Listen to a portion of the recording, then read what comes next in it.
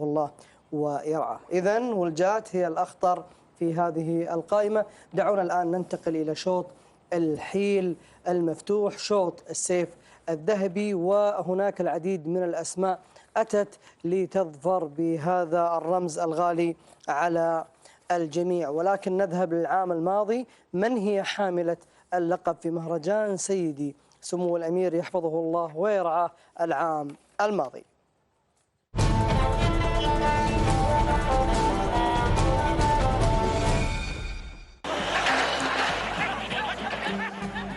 بسم الله الرحمن الرحيم، بسم الله نبدأ، بسم الله نستعين. متابعينا مشاهدينا الكرام، أيها الحفل الكريم، أحييكم وأرحب بحضراتكم مجددا مع هذا الختامي الكبير على سيف حضرة صاحب السمو الشيخ تميم بن حمد بن خليفة آل ثاني أمير البلاد المفدى حفظه الله ورعاه.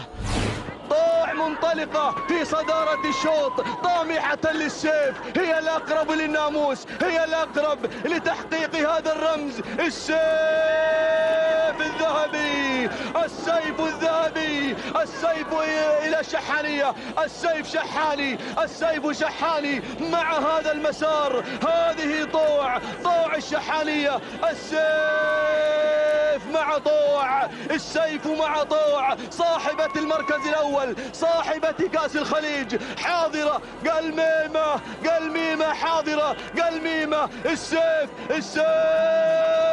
الذهبي، السيف حاضرا مع شعار الشحانية منطلقا. الله، سيف الذهبي، السيف لقلميمة. تهانينا لهجن الشحانية ممثلة بهذا الشعار الأدعم الكبير على فوز قلميمة وحصولها على السيف الذهبي.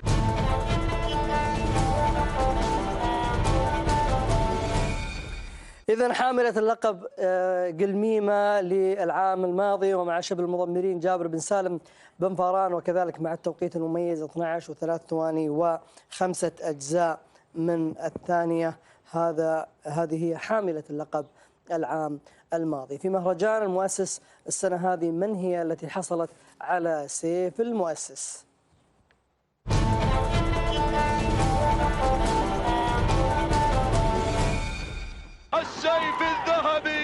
السيف الذهبي مع وصال، إن لم يكن يخوض راي آخر. حرك الحديدة يا العطية، حرك يا العطية، خوض بالمركز الثالث. لكن المركز الأول أحد مقاتلات الشحانية مع المقدمة، مع وصال السيف المركز الثاني. مغيضة لهجن الشحانية، ولكن أوزان تجوب الميدان، تنطلق إلى السيف.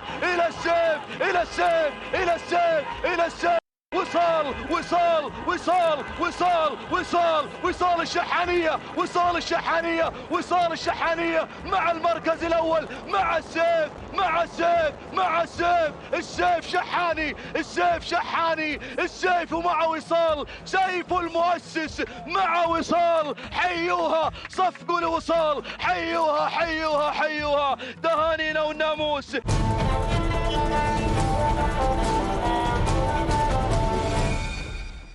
إذن وصال هي صاحبة سيف المؤسس لهجن الشحانية، وكذلك مع الذهبي سالم بن فاران المري، وتوقيتها الزمني 12 و10 ثواني و7 أجزاء من الثواني. في مهرجان سيدي سمو الأمير الوالد أتت طوع لتقص هذا السيف الغالي على الجميع.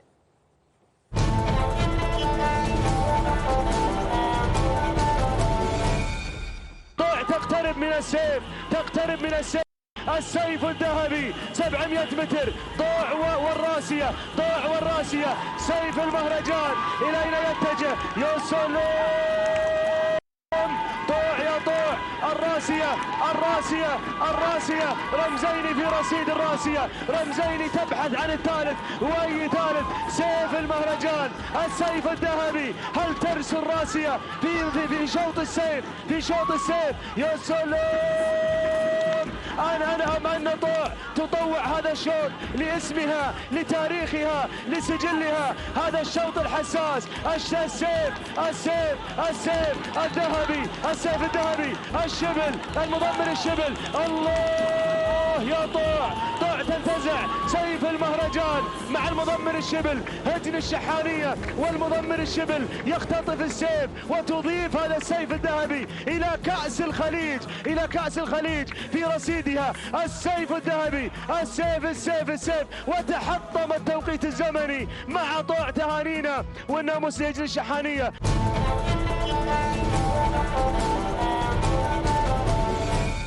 إذن طوع هي صاحبة السيف الذهبي في مهرجان سيدي سمو الأمير الوالد، مع جابر بن سالم بن فران المري شبل المضمرين، وكذلك مع هجن الشحانية وتوقيتها الزمني المميز 12 وثانية وجزء واحد من الثانية. طوع هي اللي عاصت مع قلميمة بارك. اي نعم، هي اللي حصل لها عرقله مع قلميمة وشفناها هذا في المهرجان سمو وخذت الأمير الوالد. سيف سيدي سمو الأمير نعم الوالد. طيب خلونا نذهب إلى قائمة بأسماء الهجن المشاركة في على شوط الحيل المفتوح، شوط السيف الذهبي.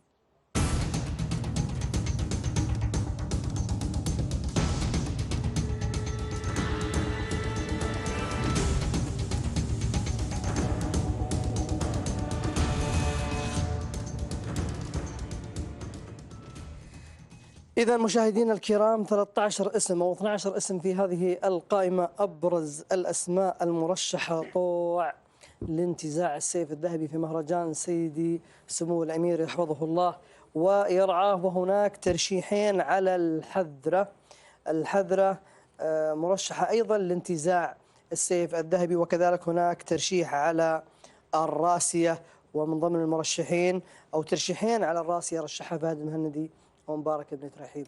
الراسية رقم خطير، صاحبة رمز في سن الثنايا، ولكن طوع ناقة صعبة. اكيد ابو محمد، طوع ابو ثامر، طوع ناقة صعبة، وطوع اخر انجاز في السيف حصلت عليه طوع. وكذلك الراسية في رصيدها كاس في سن الجذاع، ورصيدها شلفة في سن الثنايا العام الماضي. نعم. وكذلك عندنا اللي هي الحذرة حاصلة على شوط العمانيات، شلف العمانيات في مهرجان المؤسس. كذلك عندنا قيري الضبي، شفنا لها مشاركة. هجن الشقب نعم، شفنا لها مشاركة في أحد التمهيديات، سبقت كان نهايتها نهاية قوية. كذلك نود بن هجن المرقاب شفنا لها مشاركة في مهرجان سمو الأمير الوالد، ما طلعت في المستوى المطلوب، أتوقع منها اليوم إن شاء الله تكون على أتم الاستعداد وعلى الموعد. كذلك غزيل شفناه في مهرجان سمو الأمير الوالد في الشوط الأول، حصلت على السيارة في الفترة المسائية. وكذلك عندنا مغيضة ثالث على الرمز في مهرجان المؤسس، كذلك مهرجان سمو الأمير الوالد. نعم. وصال صاحبة السيف في مهرجان المؤسس. طوع صاحبة السيف في مهرجان سمو الأمير الوالد. الضبي هجن البشاير. مياسة أو مياسة لهجن البشاير. مياسة والعاصمة. مياسة صاحبة سيف قوية. نعم. والعاصمة وصيفة الخنجر على ما أعتقد. كذلك يعني الهجن 12 اسم، كل الأسماء في رصيدها سيوف ورموز ووصيفة سيف ووصيفة رمز، الأسماء كلها مرشحة وقوية. نعم. أنا رحت مع الراسي على آخر إنجاز، كانت وصيفة لطوع، وشفت الشباب كلهم بيرشحون طوع، قلت أرشح مياسة الراسية، والله إن شاء الله يوفق الجميع بإذن الله. مدى حظوظ هجن البشاير من خلال هذه المشاركة؟ هناك اسمين، ولكن أسماء قوية وخطيرة لها العديد من الإنجازات مثل مياسة وكذلك العاصمة. أتوقع أن حظوظهم بتكون طيبة في هذا الشوط بحضور مياسة. نحن شفنا مستوى مياسة في هذا العام مستوى ممتاز جدا، حضرت في ختام الاتحاد العماني للسباقات الهجن اللي تظفر بسيف المهرجان، حضرت وشاركت في كاس جلالة السلطان، ونافست على ما أظن ثالث على الكاس، فناقة من الهجن الصعبة. أتوقع على أن عبيد محمد يعول على مياسة في هذا الشوط، ونتمنى لهم التوفيق بإذن الله. سالم سندوان، كم نتوقع التوقيت الزمني لهذا الشوط؟ أتوقع تنكسر 12 اليوم. تنكسر 12. مبارك. لا، في شوط العمانيات، هذا شوط العمانيات ما أتوقع، لكن شوط السيف أتوقع السيف مفتوح، أتوقع أنها تنكسر 12. سهيل تنكسر 12. إذن بالإجماع 12 التوقيت الزمني سوف ينكسر بناء على توقعات المحللين والخبراء في هذا المجال. خلونا ننتقل إلى أشواط الشعب، وأنتقل إلى شوط العمانيات الحيل، أنتقل إلى صاحبة هذا الرمز العام الماضي.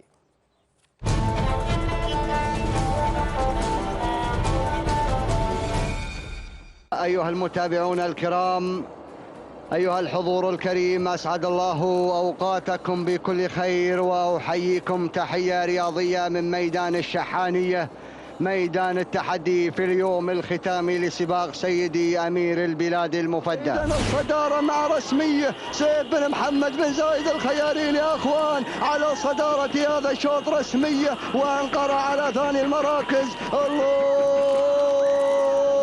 أنقرة هنا في ميدان الشحانية على المركز الثاني في هذه الصدارة الجميلة. أنقرة على المركز الثاني، ولكن رسمية لسيف محمد بن زايد لا تزال هي الأقرب ولا تزال هي الأخطر. يا سلام، ساقوا عليه النفوذ بالشعار الأحمر الخطير، بالشعار الأحمر الخطير فعلا. أيها المتابعون الكرام، سيف محمد بن زايد صامت صامت صامت صامت صامت صامت صامت صامت. سيف الخيارين، الله ينفوذ الله ينفوذ الله ينفوذ فعلا. أيها المتابعون الكرام، سيف وصل، سيف بن محمد بن زايد. سلام المنطقة، سلام عليكم أهالي المنطقة، سلام عليكم أهالي العوينة.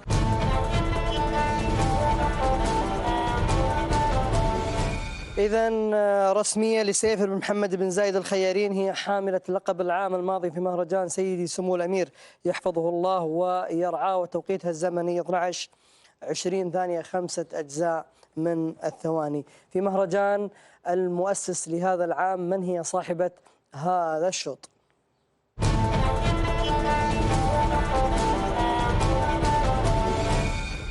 يا سلام، انطلقت إلى الشلفة، انطلقت بالشلفة، فازت بالشلفة سعيد بن محمد بن زايد الخيارين مع الشلفة مع الشلفة مع الشلفة، تسابق نفسها بنفسها في هذا الشوط. حائل لا حان وقت التحدي والرهان في الميادين الكبيرة، تنافس حالها، هي بطلة هذا الرمز في مهرجان، وهو أيضا هذا الشعار هو بطل هذا الشوط مع بيان. في العام الماضي دائما وابدا ياتي هذا الشعار مع الكبار، يظهر هذا الشعار مع اشواط الكبار، مع المهرجانات الكبرى.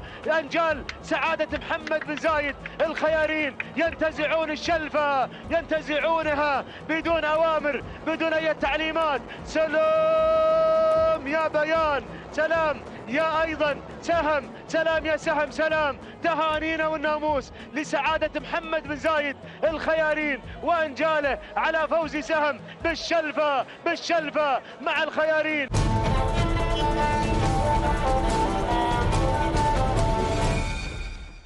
إذا نفس الشعار، شعار سعادة محمد بن زايد الخيارين، ومع سعيد محمد بن زايد الخيارين ومع سهم هي من تنتزع هذا الشوط في مهرجان المؤسس، وتوقيتها الزمني 12:19 ثانية وجزئين من الثواني. خلونا ننتقل إلى تهاني في مهرجان سيدي سمو الأمير الوالد التي أهدت التهاني إلى مالكها ناصر بن عبد الله بن أحمد المسند.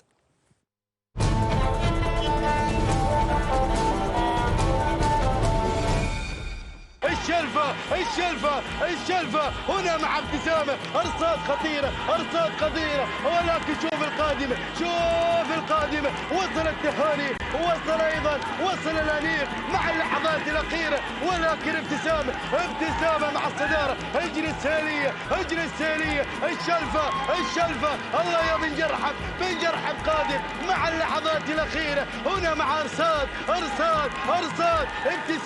ابتسامة تهاني. أين سوف تتجه التهاني؟ الله اللحظات الأخيرة مع ابتسامة، ولكن أرصاد ابتسامة اجري السيلية أرصاد. الله يا بن جرحب، عملها بن جرحب، فاز طار بالناموس بن جرحب مع اللحظات الأخيرة. الله شلف العمانيات، الله الأنيق اللحظات الأخيرة. تهاني تهاني التهاني التهاني لمالك تهاني للأنيق ناصر بن عبد الله بن أحمد المسند على هذا الفوز.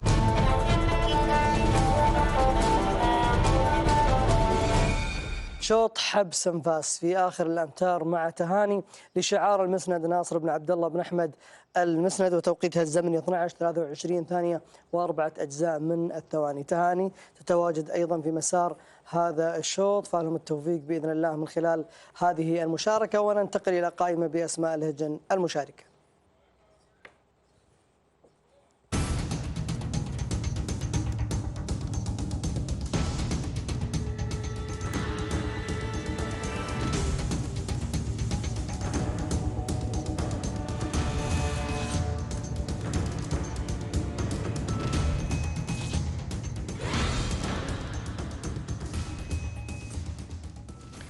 إذا مشاهدينا الكرام، هذه هي الأسماء 19 اسم في هذه القائمة. كل هذه الأسماء أتت لانتزاع الشلفة الفضية. الظبي لسالم بن عنزان بن خاتم العنزان النعيمي، يرشحها سالم فهد سهيل راشد لانتزاع الشلفة الفضية في شوط الحيل العمانيات لأبناء القبائل. تهاني لناصر بن عبد الله بن أحمد المسند وصاحبة هذا الرمز في مهرجان سيدي سمو الأمير الوالد، رشحها غانم وكذلك مبارك بن ترحيب لانتزاع الرمز. سالم أو صالح الدعبة عفوا يروح مع أرصاد لمحمد بن علي بن حسين الجرحب، وشفنا أدائها في مسار هذا الشوط. والآن ننتقل إلى هذا الفاصل ومن ثم نعود مشاهدينا ومستمعينا الكرام.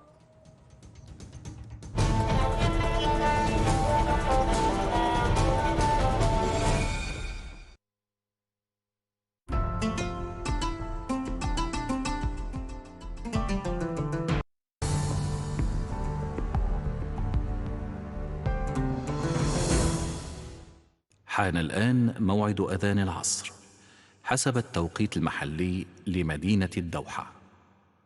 الله أكبر الله أكبر الله أكبر الله أكبر. أشهد أن لا إله إلا الله أشهد أن لا إله إلا الله أشهد أن محمدًا رسول الله أشهد أن محمدًا رسول الله. حي على الصلاة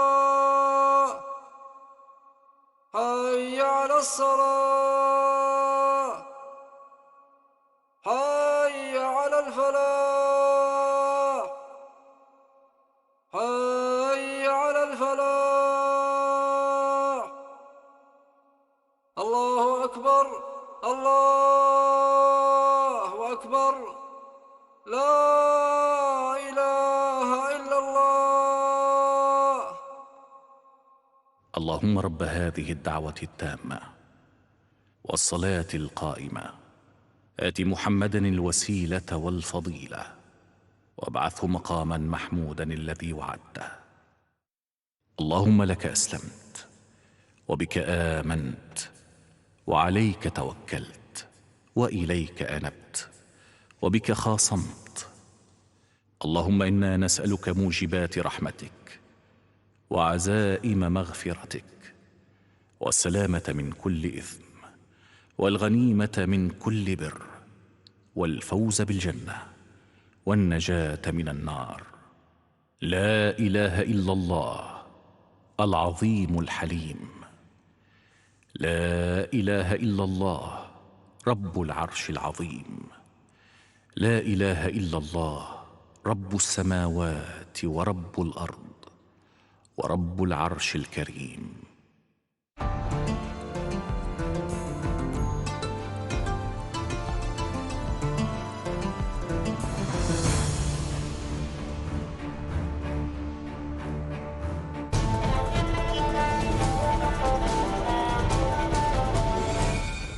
حياكم الله مشاهدينا ومستمعينا الكرام بعد هذا الفاصل وبعد أن استعرضنا معكم أسماء الهجن التي سوف تشارك في شوط العمانيات لأبناء القبائل، والأبرز مثل ما ذكرنا تهاني وكذلك الضبي أيضا مرشحة لانتزاع الرمز، وأيضا الرصاد سالم السندوانة.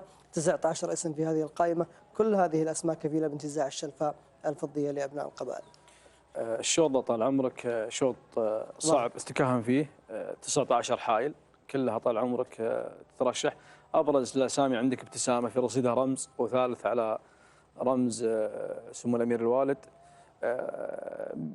باختصار في مهرجان سمو الامير الوالد صاحبه الرمز موجوده اللي هي تهاني، ووصيفه الرمز اللي هي ارصاد لمحمد بن علي بن حسين الجرحب موجوده، وابتسامه ايضا موجوده، وابتسامه موجوده، والضبي ناقه سالم بن عزام من خاتم بن عزام النعيمي الرابع الرمز موجوده، وفخر لهجين التحدي خامس على الرمز موجوده. ولا ننسى بعد ان حضور للخيارين جاي رابع على الرمز في المؤسس وموجوده ايضا، وموجوده هو بوارح ثاني على الرمز في مهرجان المؤسس موجوده.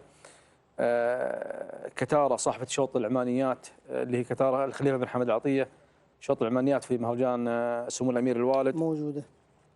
فكل الهجن الموجوده كلها تترشح صراحه. عندك هجن السيليه دشين بمخيفه وابتسامه.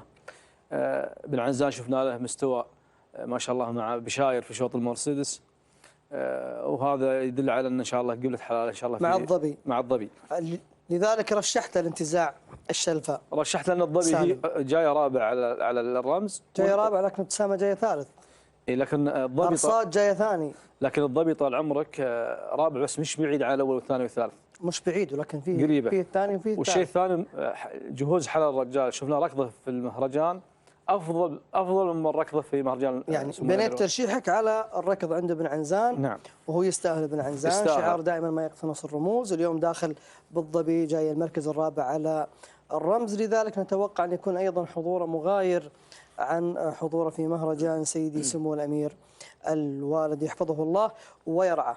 هذا فيما يخص شوط الحيل العمانيات لأبناء القبائل مشاهدينا ومستمعينا الكرام. الآن ننتقل إلى شوط السيف، الشوط الأهم والأبرز في هذا المساء لأبناء القبائل، شوط الأسماء والشعارات، شوط الإثارة والحماس، التوقعات والترشيحات كذلك. ننتقل إلى العام الماضي لنستذكر معا صاحبة اللقب، صاحبة سيف سيدي الأمير يحفظه الله ويرعاه العام الماضي.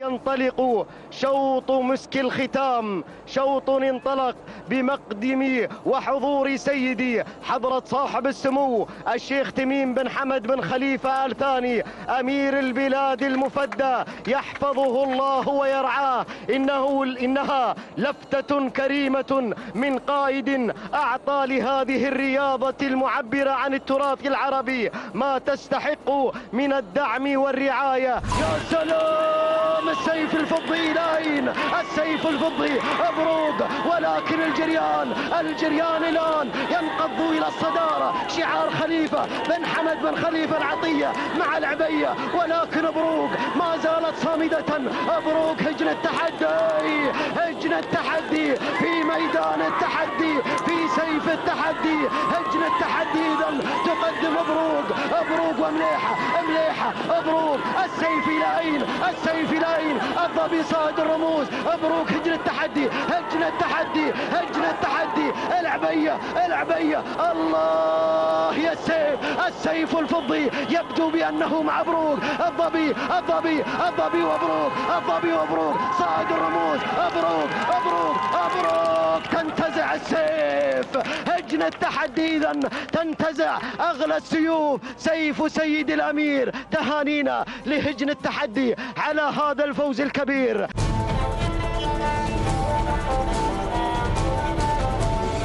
إذا مبروك حاملة اللقب لهجن التحدي، أيضا تتواجد اليوم على المنافسة، وتوقيتها الزمني العام الماضي 12-16 ثانية، 9 أجزاء من الثواني. السنة هذه في مهرجان المؤسس نوضة وما أدراك ما نوضة، وشعار ناصر بن عبد الله بن أحمد المسند.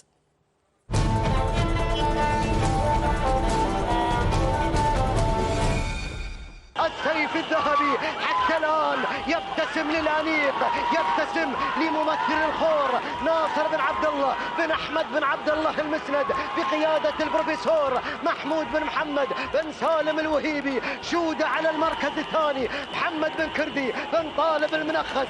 الحسم تصل ليصل اللورد باسم قوي آخر، الحسم عبد الله بن سعيد العيدة. ياهو شوط السيف الذهبي، السيف الذهبي. نوضة على المركز الأول، هي الأقرب، هي الأقرب. السيف الذهبي، السيف، السيف مع نوضة حتى الآن. شودة في المركز الثاني، المركز الثالث تتقدم الظبي لسالم بن محمد بن حنزاب، ولكن نوضة الأنيق ناصر بن عبد الله بن أحمد المسند على ما يبدو بأنه يختطف السيف اختطافا اختطفه الأنيق، ضرب بيد من حديد. سلام الخور، سلام، سلام الأنيق ناصر بن عبد الله بن أحمد بن عبد الله المسند. ومشكور يا البروفيسور محمود بن محمد بن سالم الوهيبي. نوضة، نوضة، نوضة، السيف لنوضة، السيف للأنيق. سلام نوضة، سلام.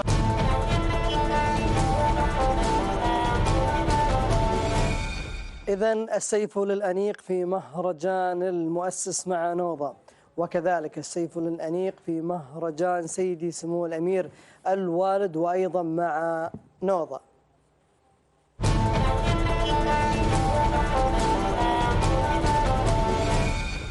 السيف لمن؟ سيف المهرجان، سيف المهرجان لمن؟ نوضة، نوضة مع المركز الأول مع الصدارة، تعويض على المركز الثاني. السيف معك يا ناصر، مع الأنيق، مع الأنيق، مع الأنيق. سيف المهرجان، سيف المهرجان. وإلى الآن، إلى الآن تعويض، تعويض. نوضة، نوضة، نوضة، نوضة، نوضة، نوضة، وتعويض، تعويض، تعويض الهاجري، تعويض الهاجري. اللحظات الأخيرة راح بالسيف المسند، راح بالسيف المسند، المسند، المسند. ناصر بن عبد الله المسند يخطف، يخطف السيف، يخطف السيف، يخطف السيف. يا سلام، يا سلام. اللحظات الأخيرة، الأخيرة. تعويض، تعويض، تعويض. نوضة، نوضة، نوضة، نوضة، نوضة المسند خطفت السيف، خطفت السيف، راحت بالسيف.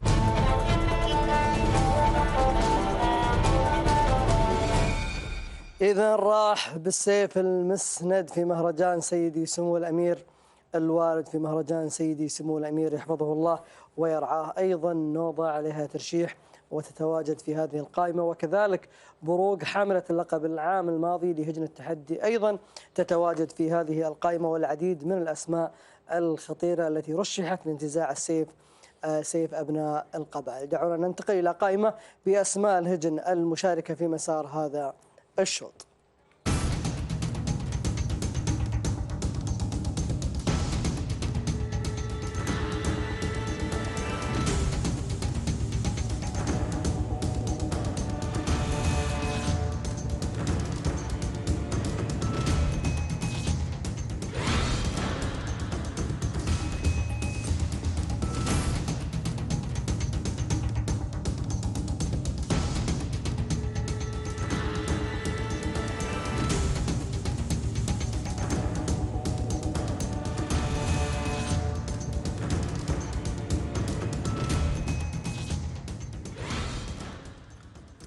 ثمانية 38 اسم في هذه القائمة. كل هذه الأسماء أتت في الشوط الأهم والأبرز لانتزاع هذا السيف العزيز والغالي على الجميع. أيضا الأبرز في الترشيحات نوضة لشعار المسند ناصر بن عبد الله بن أحمد المسند، وهي صاحبة سيف المؤسس وكذلك سيف سيدي سمو الأمير الوالد يحفظه الله ويرعاه. هناك ترشيح على دعم أيضا من راشد السعدي وكذلك سالم السندوانة وشعار ناصر بن عبد الله بن أحمد المسند. سهيل الحبسي يرشح العبية لشعار خليفة بن حمد بن خليفة العطية لانتزاع السيف. وهناك أيضا ترشيح على بروق من صالح الدعبة، فنتمنى التوفيق لجميع المشاركين. ننتقل إلى أرضية الميدان وإلى الزميل محمد بن بريك. محمد، الإثارة والتحدي يستمر وكذلك التوقعات وأيضا المتابعة الواسعة لأشواط الفترة المسائية وبالأخص أشواط السيوف المرتقبة والمنتظرة من الجميع. مساك الله بالنور والسرور اخوي سالم. بالفعل متواصلين في هذا اليوم الحافل باشواط الرموز الذهبيه والفضيه، يوم ختامي جميل، ختام المهرجان سالم. شوط العمانيات الحيل، العمانيات الشلفه الذهبيه يستعد هذا الشوط، وبعده مباشره شوط السيف لهجن اصحاب السمو الشيوخ، وبعد ذلك عمانيات هجن ابناء القبائل، وبعدهم سيف الختام مع مصبح المعمري مصبح الترشيحات في هذا الشوط العمانيات وفي السيف القادم للشيوخ مع من؟ هلا ومرحبا. أول شيء نرحب بك ونرحب على متابعين قناة الريان. طبعا مثل ما شاهدنا في منافسات الليلة قوية، وشاهدنا الأشواط اللي مضت، والحين احنا في أهم الأشواط. الجماهير كيف؟ متابعة الجماهير تركيز أكثر على الشوط هذا، شوط السيف. شوط السيف مشاركة في هجن البشاير. هجن البشاير يطول عمرك، ولكن أتوقع أن هجن البشاير إن شاء الله بتكون لها كلمة في شوط العمانيات. هم جايين في شوط السيف مشاركين بثلاث. نعم. وفي شوط العمانيات كم واحد؟ مشاركين بثنتين، والظبي هم في يوم الختام داخلين بهجن حققت مراكز متقدمة في أشواط رئيسية، البحث عن الرموز ليس المشاركة. أكيد نعم. والشيء المهم اللي عندهم الليلة مصافحة سمو الأمير. نعم. هذا مطمع الكل. نعم. وابناء القبائل، سيف ابناء القبائل. والله بنحصل منافسة قوية ما بين هجن المسند وبن عقيل، والمؤشرات اللي شاهدناها تدل على اللورد. نعم. وهجن العطية. هجن العطية نتمنى لهم ان شاء الله التوفيق. بيض الله وجهك مصبح العجاله، مشكور بارك الله فيك سالم. متواصلين مثل ما قال ضيفنا مصبح المعمري من خلال جولته مع الجمهور الليله اشواط ناريه. هجن الشحانيه الليله تواجه هجن البشاير في الشوطين القادمين وجها لوجه. هجن البشاير هجن قويه داخله باسماء قويه ستشعل منافسه شوط السيف وشوط الشلفه. شوط ابناء القبائل سيف ابناء القبائل سالم، المنافسه محتدمه، المؤشرات تؤشر الى هجن العيده، ولكن سالم المؤشرات تؤشر الى هجن العيده بأنها في أفضل مستوياتها في هذا المساء مع السيف الذهبي. ما في أي ترشيح مع هيبة. أبرز المرشحات عند العيدة هيبة والذيبة. أبرز المرشحات في شوط السيف هيبة والذيبة. عند عبد الله العيدة هجن السيلية. احنا دائما نشاهد عبد الله العيدة وشعار اللورد يأتي في أشواط الرموز ولكن يغيب في أشواط الحيل. هل نتوقع المفاجأة في هذا المساء؟ المفاجآت واردة أخوي سالم، كل شيء وارد بناء على التوقعات والترشيحات الأقرب. نعم. شعار المسند من خلال دعم ونوضة. نوضة مرشحة وهي حاملة اللقب في السيفين الماضيين. نوضة عندها دعم أيضا من شعار المسند في حالة تكون ما تكون في أفضل مستوياتها. هناك هجن حاضرة مع نوضة، هناك دعم للتعزيز، دعم وتعزيز لنوضة. ولكن هجن العيدة سالم خلال ما شاهدناه في الشوطين الماضيين هناك مؤشرات بأنها في أفضل مستوياتها في هذا الموسم، إضافة إلى هجن العطية العبية المرشحة الأبرز الأبرز كذلك إلى أم السيوف الدوحة وبروق. المنافسة الليلة محتدمة سالم وصعبة التكهنات والترشيحات، ولكن أوعدكم بأشواط مثيرة في هذا الموسم بإذن الله. 12 تنكسر محمد؟ أتوقع سالم على الأجواء اللي نشوفها الآن ممكن تنكسر 12 في شوط حيل هجن أصحاب السمو الشيوخ، وممكن يقربون في شوط أبناء القبائل من 12 و5 إلى 12 وثانيتين. نعم. شكرا محمد بن بريك، وكذلك الشكر لضيفك الكريم. وفعلا العلم عند الله سبحانه وتعالى. نتمنى التوفيق لجميع المشاركين. نحن نحلل بناء على معطيات وبناء على إنجازات. محمد بن بريك يقول هجن السيلية أخطر في مسار هذا الشوط، ولكن الترشيحات تذهب مع شعار المسند، شعار الأنيق.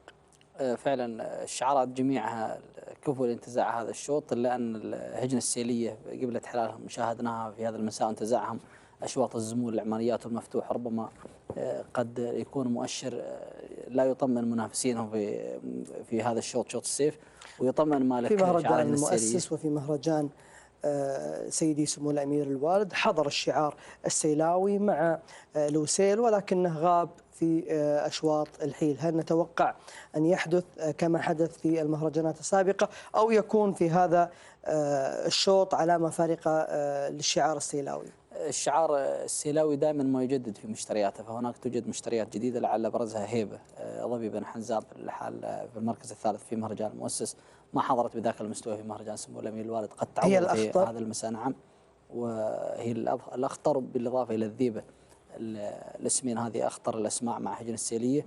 شعار ناصر بن عبد الله المسند شعار السيوف هذا الموسم، نظام السيوف حاضره، بالاضافه الى طب اللي حلت في المركز الثالث في شوط مهرجان سمو الامير الوالد، تعتبر من الخطيرات. عزز شعاره بدعم اللي هي ظبي غانم منصور، مثل ما استعرضنا شوط العام الماضي شوط سيف الامير، حاضره في هذا الشوط. هذه التماس باسم دعم او ضي اللي هي سهم سابقا مملوك لشعار خليفه شعار الخيارين.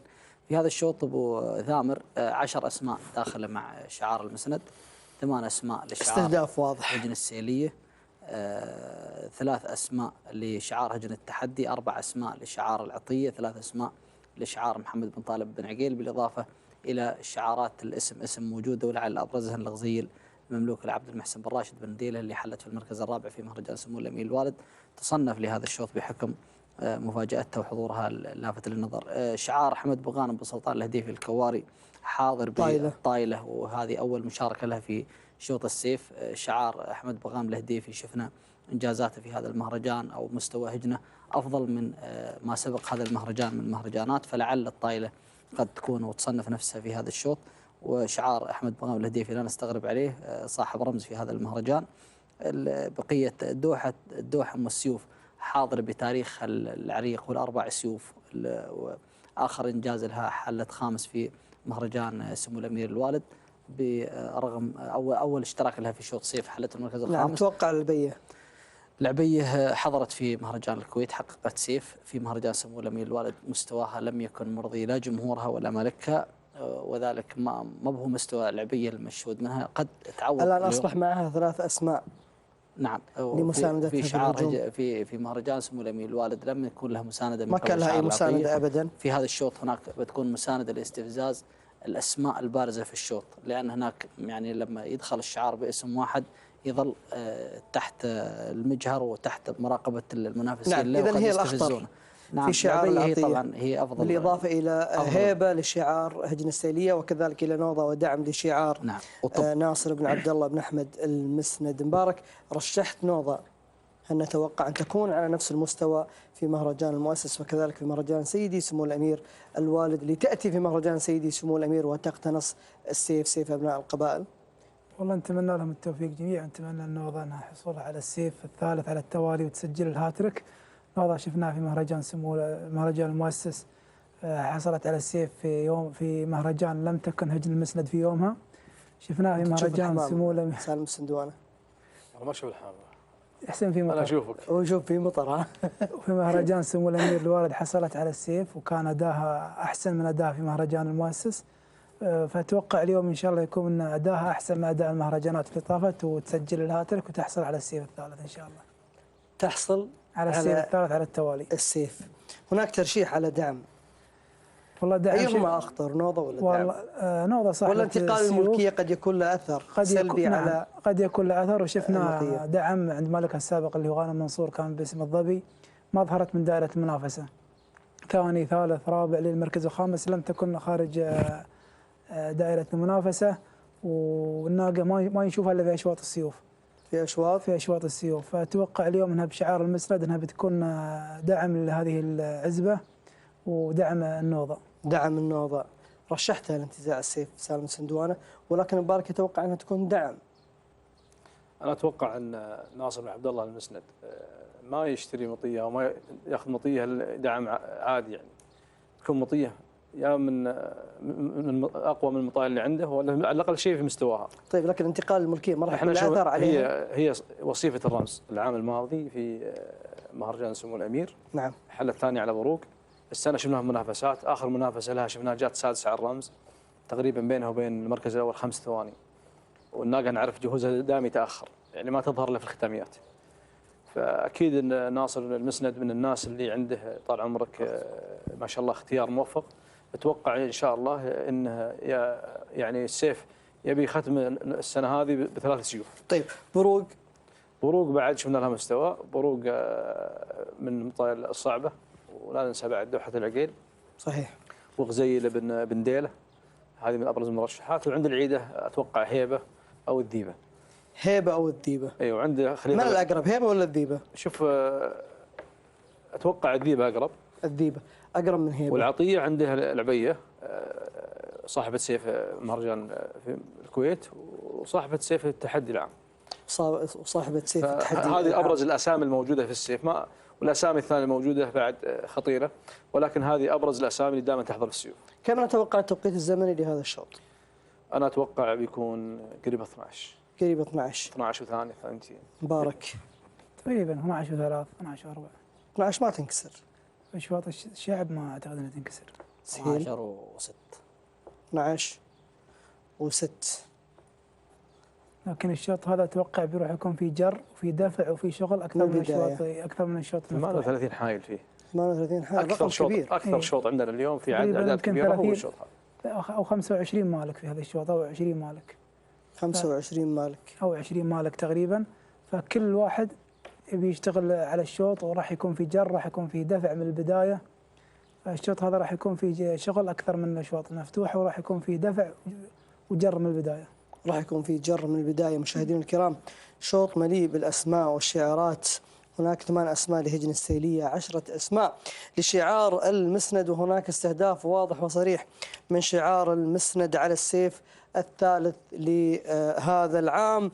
كذلك هجن التحدي، هجن بن عقيل أيضا تستعد للمشاركة، والدوحة أم السيوف في هذه القائمة. وفي أبرز الأسماء المشاركة لهجن التحدي، إضافة إلى بروق حاملة اللقب العام الماضي. أيضا شعار خليفة بن حمد العطية مع العبية أبرز الأسماء المشاركة لهذا الشعار، بالإضافة إلى 3 أسماء قد تكون مساندة للعبية، والعبية رقم صعب أيضا في مسار هذا الشوط. فالمنافسة على أشدها، بالإضافة إلى الفرديات من الأسماء مثل ابن الشنجل مع الصلفة، والغزيل لعبد المحسن ابن ديلة، وكذلك نوف عند النابت، وأيضا الشاهينية. فنتمنى التوفيق لجميع المشاركين، وننتقل إلى أرضية الميدان لنتابع هذه الانطلاقة.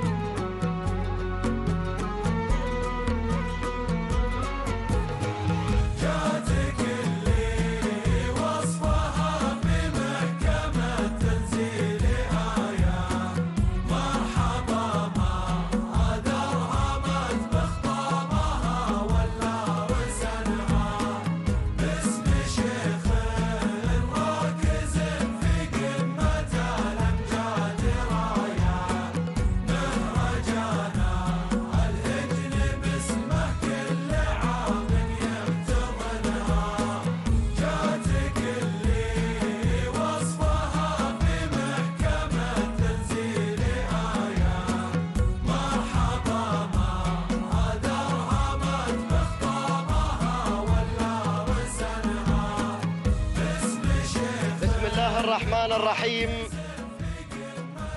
أيها الحفل الكريم، أيها الأخوة المتابعون أينما كنتم، سلام الله عليكم ورحمته تعالى وبركاته.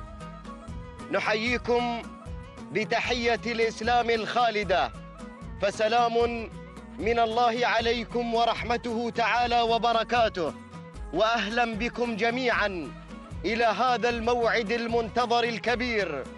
أهلا بكم إلى هذا اليوم الأخير، إلى هذا اليوم الذي يحمل بتفاصيله خاتمة واحد من أغلى المهرجانات وأقواها، مسك ختام مهرجان سيدي حضرة صاحب السمو الشيخ تميم بن حمد آل ثاني أمير البلاد المفدى يرعاه الله، حيث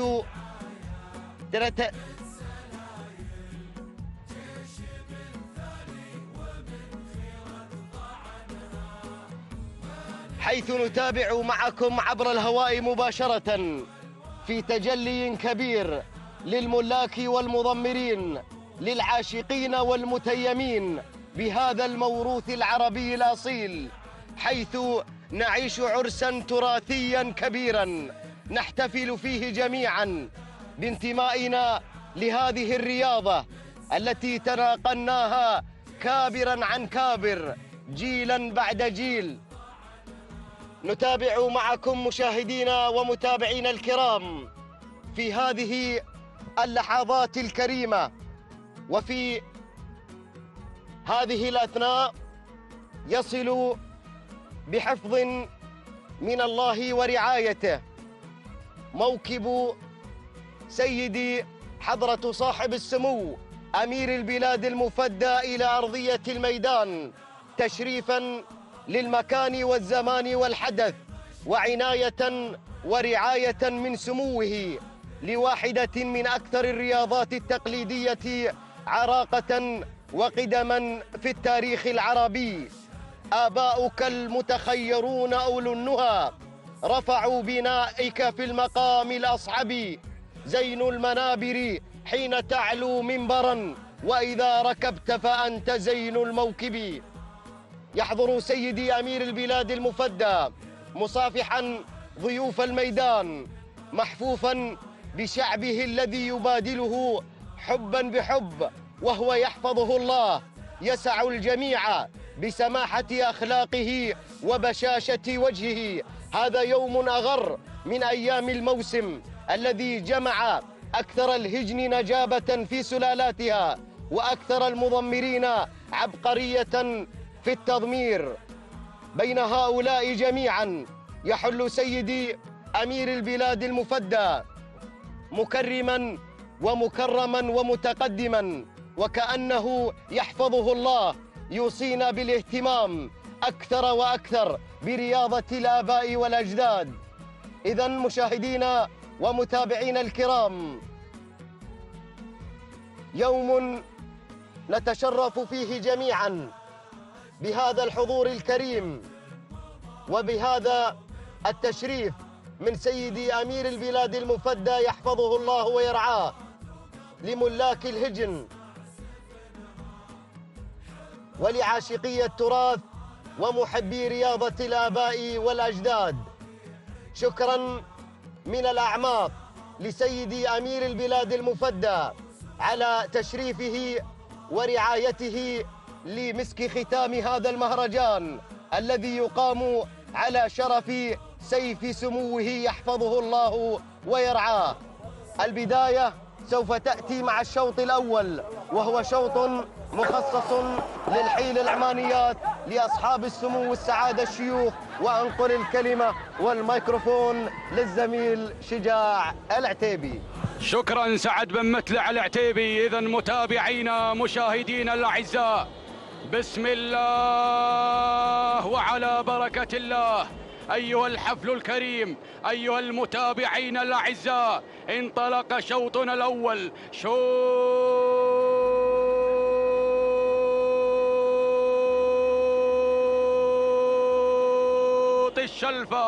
الشلفة الذهبية. إذا متابعينا الأعزاء، انطلقت الأسماء الكبيرة، اندفعت الشعارات المثيرة هنا في المهرجان السنوي لسباق الهجن العربية الأصيلة على سيف حضرة صاحب السمو الشيخ تميم بن حمد آل ثاني أمير البلاد المفدى. إذا متابعينا الأعزاء في كل مكان وزمان، انطلقت الأسماء واندفعت الشعارات من أجل الشلفة الذهبية. انطلق الضي ومنثورة والجساسية، جليحة ومذيار، ند ومداهمة، غزوة وولجات. متابعينا الأعزاء، يا مدورة النواميس، انطلق شوط الأصايل. التحدي ما يزين إلا على شلف البطولة، ما يجيب الرمز غير اللي مضرب الأوايل. لا قدم في ساحة الميدان، ما تفشل ذلولة، الذلولة اللي على الترشيح صار لها دلايل من عوايدها القديمة، ما تنازل بالسهولة. إذا متابعينا الأعزاء، أن تقدموا مباشرة مع المركز الأول. أتقدم مع منثورة هجن الشحانية محمد بن خالد بن عبد الله العطية. يتقدم المشاغب مع المركز الأول مع الريادة، ولكن أرى مذيار، أرى المرشحة الأقوى هجن الشحانية جابر بن سالم بن فاران المري. الشبل يقدم لنا مذيار مع المركز الأول. المركز الثاني تتقدم على ثاني الأسماء غزوة مع المركز الثاني هجن البشاير. مرحبا بهذا الشعار، مرحبا بغزوة هجن البشاير. عبد الله بن طويرش بن محمد الوهيبي من يقدم لنا غزوة مع المركز الثاني، من يدفع بشعار هجن البشاير أبناء السلطنة يتقدمون مع المركز الثاني. المركز الثالث ثالث الأسماء ثالث التحديات منثورة هجن الشحانية محمد بن خالد بن عبد الله العطية من يتقدم مع منثورة على ثالث الأسماء. المركز الرابع والجات مع المركز الرابع هجن الشحانية سالم بن فاران المري الذابي في التضمير يتقدم مع والجات على رابع الأسماء. المركز الخامس تتقدم على خامس الأسماء. المركز الخامس ضي هجن الشقب سعيد بن عبد الهادي بن علي الشواني من يتقدم الهادي على خامس الأسماء. من يقدم لنا ضي على خامس التحديات. هكذا متابعينا مشاهدينا الأعزاء نتيجتنا للخمسة المراكز المتقدمة، للخمسة الأسماء المتقدمة. أعود مباشرة لكي يتقدم مع المركز الأول. أعود مع والجات من غيرت مع المركز الأول، من استلمت زمام هذا الأمور. الله يا والجات هجن الشحانية سالم بن فاران المري يتقدم الذهبي مع المركز الأول مقدما لنا والجات على أول الأسماء. المركز الثاني منثورة يا منثورة، منثورة على ثاني الأسماء. منثورة يا المشاغب هجن الشحانية محمد بن خالد بن عبد الله العطية يتقدم مع المركز الثاني يقدم لنا منثورة. المركز الثالث أشوف ثالث الأسماء، أشوف الجساسية أو أشوف مذيار على ثالث الأسماء تتقدم بشعار هجن الشحانية. من يقدم لنا مذيار جابر بن سالم بن فاران المري مقدما لنا مذيار على ثالث الأسماء. المركز الرابع تصل في رابع الأسماء تتقدم ضي هجن الشقب سعيد بن عبد الهادي الشواني يتقدم الهادي كي يقدم لنا ضي على رابع الأسماء. المركز الخامس تصل في خامس التحديات تتقدم تصل ند بشعار هجن الشحانية الشعار الأدعم جابر بن سالم بن جابر بن فاران يتقدم مع ند، يتواصل مع ند على خامس التحديات. ولكن متابعينا الأعزاء مستمعينا أينما كنتم والجات لا زالت متحكمة بهذا المسار، لا زالت متحكمة بهذا الانطلاق. هجن الشحانية سالم بن فاران المري من يتقدم من ينطلق مع والجات على أول الأسماء. المركز الثاني منثورة على ثاني الأسماء هجن الشحانية محمد بن خالد بن عبد الله العطية ضي هجن الشقب سعيد بن عبد الهادي الشواني من يتواصل مع ضي، من يتقدم مع ضي الهادي في التضمير يتقدم مع المركز الثالث. غيرت ضي على ثاني الأسماء. المركز الرابع تصل وتتقدم على رابع الأسماء. مذيار يا مذيار على رابع الأسماء هجن الشحانية جابر بن سالم بن فاران المري يتقدم مع مذيار، يتقدم مع هذا الاسم الكبير، هذا الاسم الخطير، هذا الاسم المثير. مذيار على المركز الرابع. المركز الخامس تصل ند على خامس الأسماء هجن الشحانية جابر بن سالم بن فاران المري يتقدم مع المركز الخامس. يتقدم جابر، يتواصل جابر بشعار هجن الشحانية. ولكن متابعين الأعزاء والجات مع المركز الأول، والجات مع الصدارة هجن الشحانية سالم بن فاران المري من يتقدم مع وجات على أول الأسماء، على أول التحديات. المركز الثاني ضي هجن الشقب، هجن الشقب سعيد بن عبد الهادي الشهواني، من يتواصل مع ضي، من يقدم لنا ضي بشعار هجن الشقب على ثاني الأسماء. المركز الثالث تصل في ثالث الأسماء، تتقدم منثورة، تتواصل منثورة، يتواصل المشاغب بشعار هجن الشحانية. محمد بن خالد، محمد بن خالد بن عبد الله العطية يتقدم مع المركز الثالث. المركز الرابع مذيار، المركز الرابع مذيار هجن الشحانية، هجن الشحانية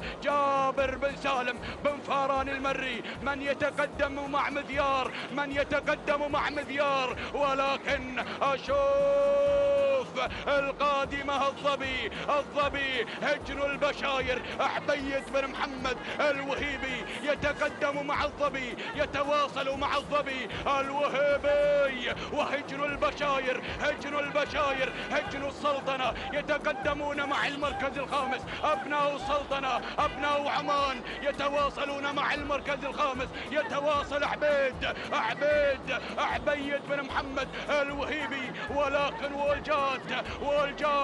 والجات مع المركز الأول هجن الشحانية، هجن الشحانية لا زالت متحكمة بهذا المسار. الله يا الذهبي سالم بن فاران المري من يتقدم مع والجات على المركز الأول. المركز الثاني منثورة، منثورة على ثاني الأسماء هجن الشحانية محمد بن خالد بن عبد الله العطية، منثورة على ثاني الأسماء. ولكن ضي هجن الشقب، هجن الشقب سعيد بن عبد الهادي الشواني مذيار مع المركز الرابع. هجن الشحانية جابر بن سالم بن فاران المري الضبي.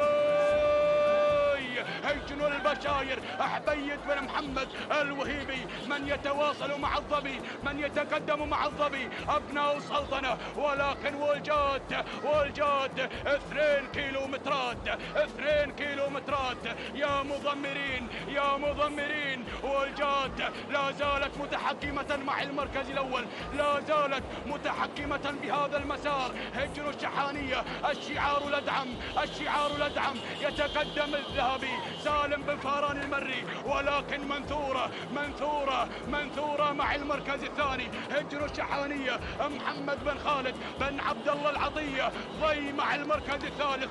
ضي هجن الشقب الظبي مع المركز الرابع. هجن البشاير عبيد بن محمد الوهيبي يتقدم مع المركز الرابع. وأيضا تصل الجساسية هجن الشحانية محمد بن خالد بن عبد الله العطية. ولكن والجات مع المركز الأول. هجن الشحانية، هجن الشحانية، هجن الشحانية الذهبي سالم بن فاران المري يتقدم مع المركز الأول، يقدم لنا والجات. ولكن منثورة هجن الشحانية محمد بن خالد بن عبد الله العطية الظبي. هجن البشاير الجساسية وضي الأمتار. ولكن متابعين الأعزاء حد شاف لي والجات بدون أي أوامر، بدون أي تعليمات. الكيلو الأخير، الكيلو المثير، الكيلو الخطير، الكيلو والكيلو الأخير. يا مضمرين، يا مضمرين، يا مضمرين. والجات مع الشلفة، الشلفة الذهبية، الشلفة الذهبية. منثورة. ولكن والجات الأدعم الغالي على ظهري وضع. يقبل إلي النصر وهو شعاري. تتقدم بهذا الأداء والجات مع الشلفة الذهبية. والجات مع الشلفة، والجات مع الشلفة، الشلفة مع والجات. هجن الشحانية، هجن الشحانية سالم بن فاران، سالم بن فاران، سالم وغانم. يا الذهبي سالم بن فاران المري من قدم لنا والجات في هذا المسار الكبير، في هذا المسار المثير. الشلفة مع والجات، الشلفة مع والجات.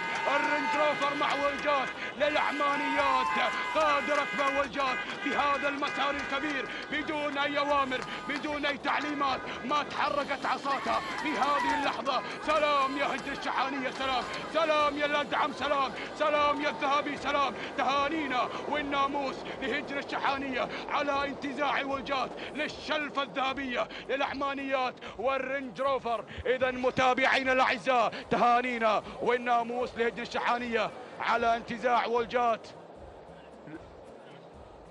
ويتحطم التوقيت، يتحطم التوقيت متابعينا مشاهدينا الأعزاء. 12 دقيقة باي باي. إذا متابعينا الأعزاء، المركز الثاني وصلت منثورة هجن الشحانية محمد بن خالد بن عبد الله العطية. المركز الثالث وصلت جليحة هجن الشحانية. المركز الرابع وصلت الظبي هجن البشاير. المركز الخامس من الجساسية هجن الشحانية. إذا متابعينا مشاهدينا الأعزاء، راقبنا ولجات وراقبنا هذا الأداء الكبير والأداء المثير والأداء الخطير. و12 دقيقة غادرت في هذا المساء، ويتحطم التوقيت تحت أقدام ولجات.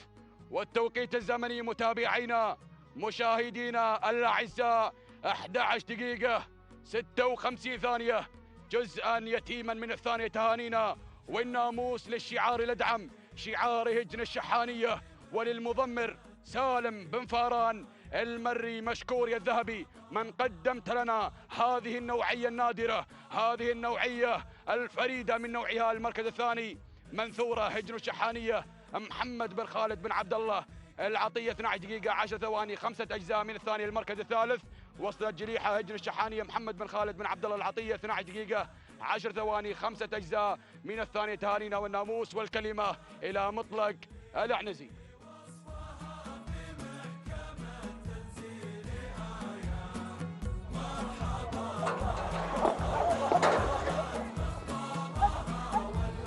بسم الله الرحمن الرحيم. أيها الإخوة المتابعون في كل مكان، أسعد الله مساءكم جميعا بكل خير. أحييكم وأرحب بحضراتكم في يوم ختام هذا المهرجان السنوي الكبير على سيف حضرة صاحب السمو الشيخ تميم بن حمد بن خليفة الثاني أمير البلاد المفدى يحفظه الله ويرعاه. انطلق قبل لحظات شوط السيف الذهبي الخاص بالشوط المفتوح هجن أصحاب السمو الشيوخ والسعادة، التي انطلقت في هذا المساء المميز باحثة عن تحقيق أهم رمز خاص بالشيوخ، ألا وهو السيف الذهبي. مع هذا المسار وفي هذا المعترك الكبير الذي يبحث من خلاله لمضمر هجن أصحاب السمو الشيوخ والسعادة على خطف أهم وأغلى سيوف الخليج، هذا السيف الذي له نكهة خاصة وله طعم مختلف لكونه يحمل اسم أمير البلاد المفدى يحفظه الله ويرعاه.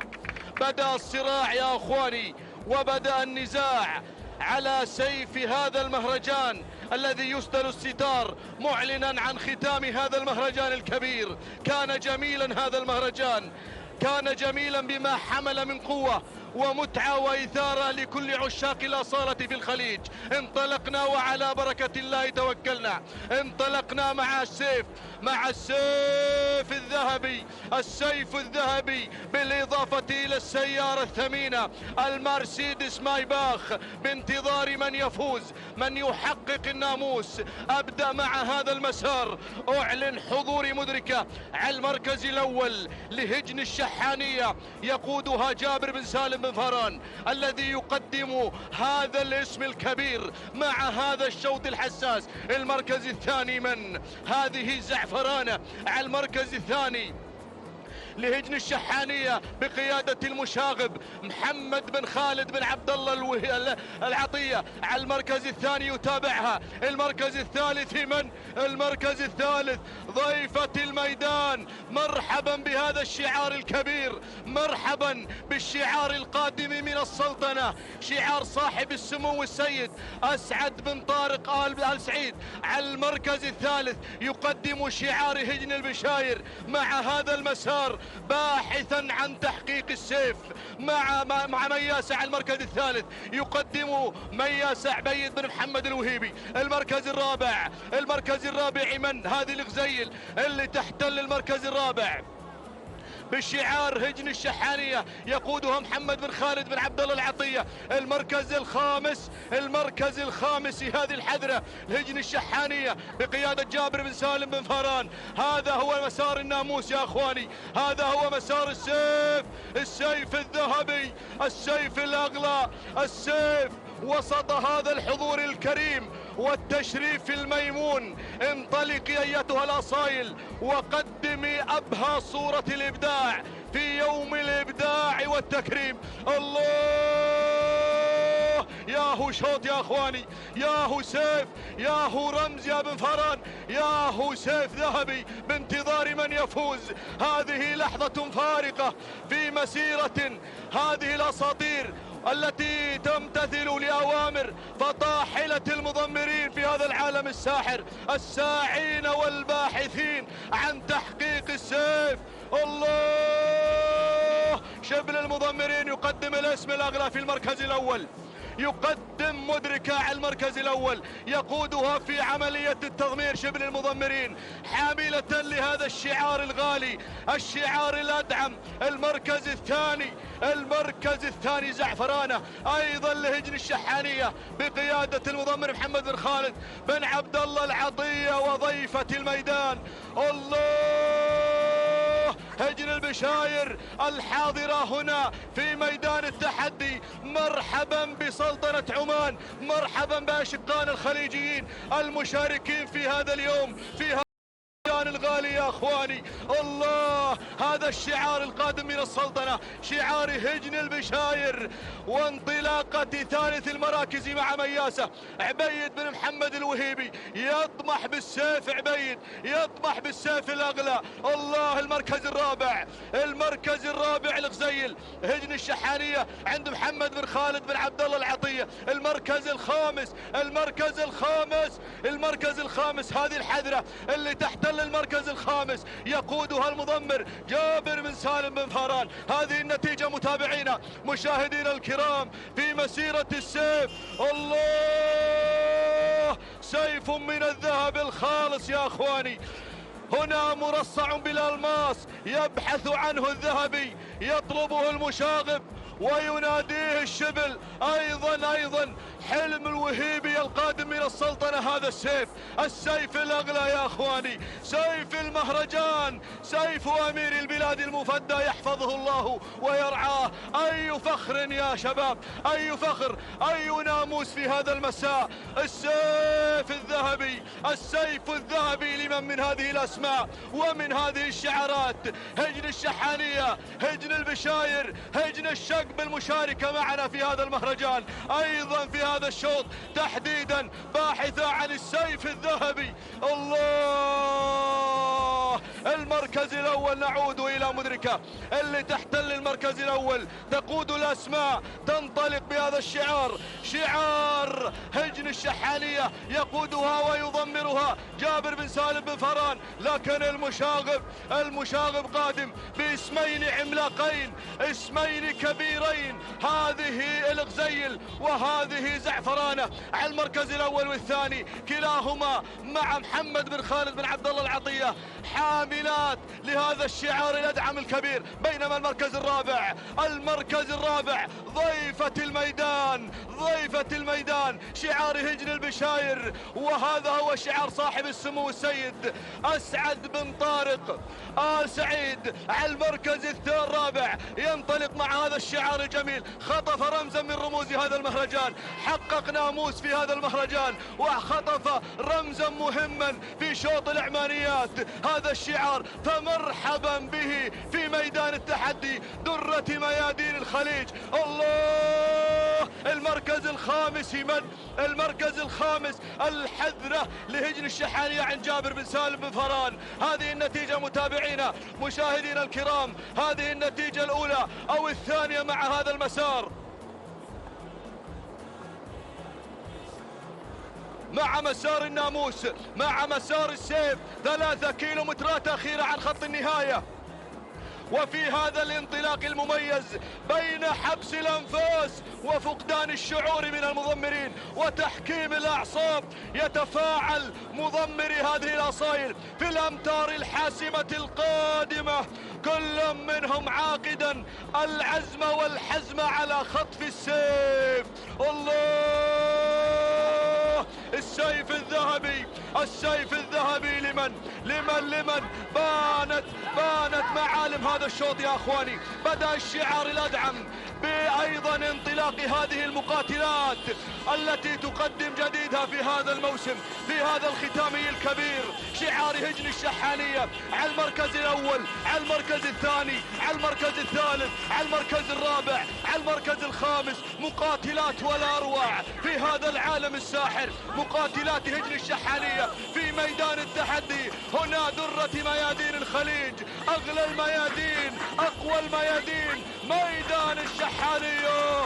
الله،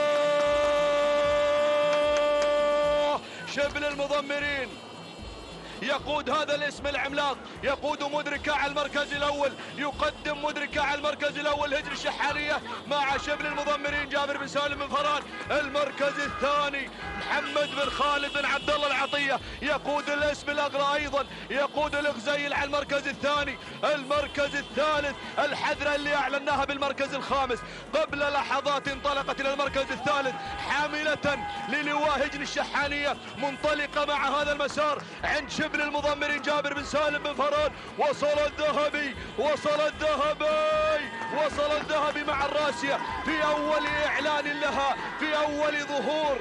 الله، مرحبا يا طوع، مرحبا يا طوع، مرحبا براعية السيوف حاملة للواء الشحانية، منطلقة ومندفعة، تبقي السيف، تبقي السيف، السيف، السيف، السيف، السيف.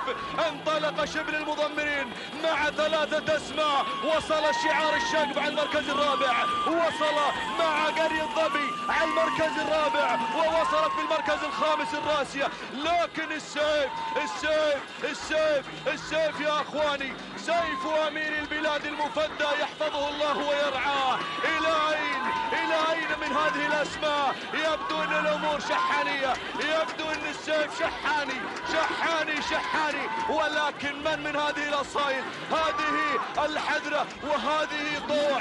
انطلق يا طوع، روحي يا طوع الى السيف، روحي الى السيف، السيف، السيف، السيف. الاسم الاغلى، الاسم الاغلى طوع، طوع، طوع. المركز الثاني انطلقت وعينها على السيف، عينها على الناموس. الله، سيف امير البلاد، سيف امير البلاد المفدى يحفظه الله ويرعاه. ينطلق مع هذا المسار مع طوع، طوع، طوع، طوع. انطلقي الى السيف الذهبي، حققي فوزي يا طوع، طوع مع شعار هجن الشحانية، مع شبل المضمرين. الله، فازت طوع يا اخواني بالسيف، فازت بالسيف الذهبي. انطلقت الى الناموس، حلقت، راحت، راحت، راحت، راحت، راحت، راحت مع السيف. الله، شبل المضمرين جابر بن سالم بن فران يحقق السيف الذهبي. التوقيت في خطر، راحت، راحت طوع، انطلقت طوع، ابدعت طوع، فازت بالسيف الذهبي. السيف مع طوع، السيف شحاني مع طوع، مع هذا الشعار الأدعم الكبير. فازت طوع بالسيف الذهبي. تهانينا والناموس لهجن الشحانية وللمضمر جابر بن سالم بن فران المري المركز الثاني. الحذرة الهجن الشحانية مع جابر بن سالم بن فران المركز الثالث. الراسية الهجن الشحانية المركز الرابع. وصلت بغيض الهجن الشحانية والمركز الخامس. وصلت مدركة الهجن الشحانية. متابعينا مشاهدينا الكرام، صراع من أجل السيف الذهبي، وكان شعار هجن الشحانية كعادته حاضرا منتزعا ومحققا لأغلى السيوف في هذا العالم الساحر، عالم السباقات الهجن العربية الأصيلة. سيف أمير البلاد المفدى يسجل ويدون مع طوع التي تحمل لواء هجن الشحانية بقيادة المضمر جابر بن سالم بن فاران المري. تهانينا والناموس. هذه طوع لحظة وصولها إلى خط النهاية. الله، شوفوا التوقيت يا أخواني، تحطم التوقيت مع هذا الاسم العملاق. 11 دقيقة 55 ثانية، 5 أجزاء من الثانية. تهانينا والناموس الهجن الشحانية، وتهنئة للمضمر جابر بن سالم بن فاران على انتزاع السيف الذهبي والسيارة المرسيدس مايباخ. تهانينا والناموس. المركز الثاني 12 دقيقة 2 3 أجزاء من الثانية، الحذرة الهجن الشحانية بقيادة جابر بن سالم بن فاران. بينما المركز الثالث 12 دقيقة 5 ثواني 9 أجزاء من الثانية، هذه الراسية الهجن الشحانية بقيادة الذهبي سالم بن فاران المري. تهانينا والناموس للجميع. متابعينا مشاهدينا الكرام، في هذه اللحظات يسرني أن أنقل الميكروفون لأخي محمد بن بريك المري.